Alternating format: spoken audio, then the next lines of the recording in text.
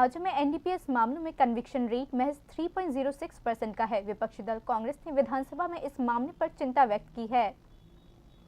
विपक्षी दल कांग्रेस ने विधानसभा में नशीले पदार्थों से जुड़े मामलों में 3.06% की कन्विक्शन रेट को लेकर चिंता व्यक्त की है। विपक्ष ने एनडीपीएस मामलों में कन्विक्शन रेट को और बढ़ाने की आवश्यकता पर जोर दिया।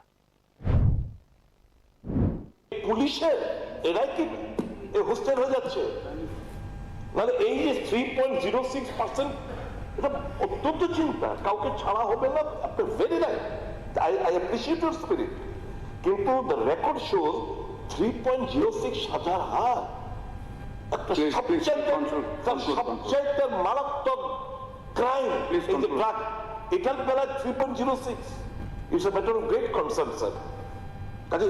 এই যে তথ্য যে রিপোর্ট পাওয়া যায় না তার জন্য 3.06% সাজা নেমে আসছে। I don't buy, the house doesn't buy this theory or this statement. মাননীয় অধ্যক্ষ মহোদয়, राज्य सरकार ने नशीले पदार्थों के व्यापार के संबंध में जीरो टॉलरेंस की नीति अपनाई है। हालांकि मुख्यमंत्री डॉक्टर मानिक शाह ने कहा कि कुछ मामलों में गवाहों की कमी के कारण आरोपी व्यक्ति को अदालत द्वारा बरी कर दिया जाता है। अपने जवाब में मुख्यमंत्री डॉक्टर मानिक शाह ने कहा कि हालांकि इस मामले को प्रशासनिक गंभीरता के साथ निपटाया जा रहा है, लेकिन इस संबंध में सामाजिक सहयोग भी अत्यंत आवश्यक है। যে কথাটা বললেন এটা সবারই কনসার্ন। এই মাদক দ্রব্য নিয়ে আমরাও বলছি জিরো টলারেন্স চেষ্টা চলছে এখানে। কিছুদিন আগে এখন আমি এই যে একটা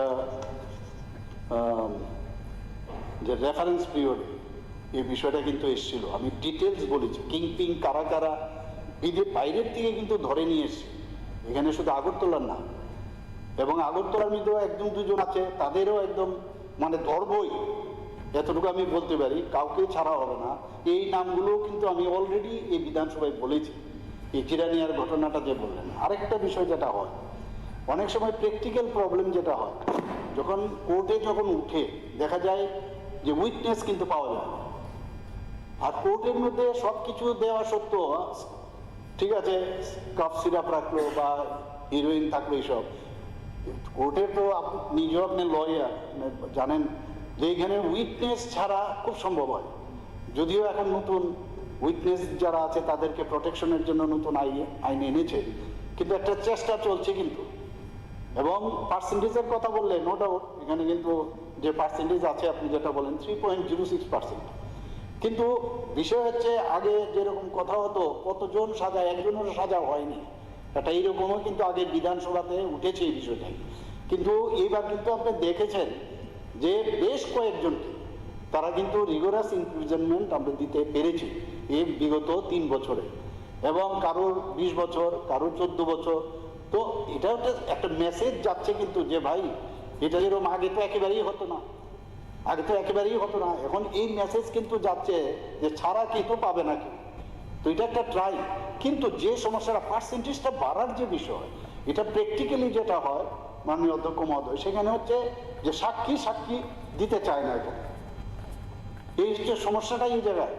তো আস্তে আস্তে করে পার্সেন্টেজ বাড়ানোর আমরা চেষ্টা চলছে, নতুন করে টাস্কফোর্স বানানো হচ্ছে।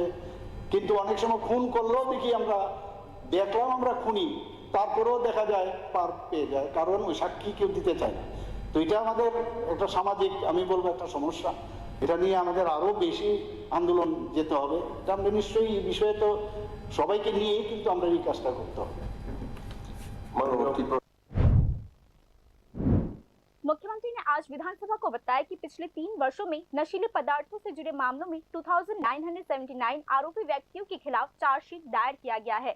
मुख्यमंत्री ने आगे कहा कि ऐसे 14 मामलों में फाइनल रिपोर्ट जमा कर दिया गया है। हाल ही में 2025 में 375 एनडीपीएस केसेस में कड़ी सजाएं सुनाई गई है। एक व्यक्ति को 20 साल की जेल की सजा, एक को 15 साल, 5 को 12 साल, 13 को 10 साल और 7 को 5 साल की सजा मिली है, जैसा कि मुख्यमंत्री डॉक्टर मानिक शाह ने आज विधानसभा में बताया। Bureau report, news now.